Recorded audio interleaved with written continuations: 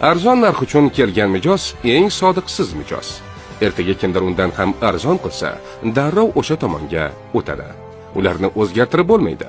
Ular qiymat emas, faqat foyda izlaydi. Narxni tushirish bu o'zingni o'chirish.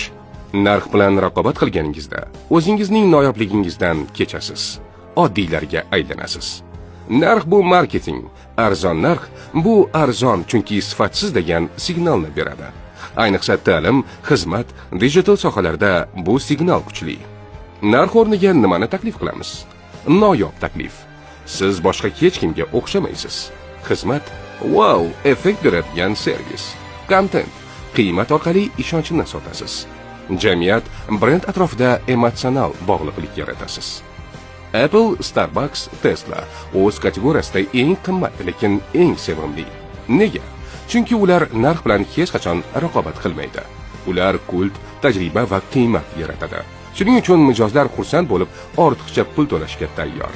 Narx bu sotish quroli emas, bu brend pozitsiyasining belgisi. Narx bilan urushish umidsizlar strategiyasi. Qiymat bilan raqobat qilish katta brendlar yo'li.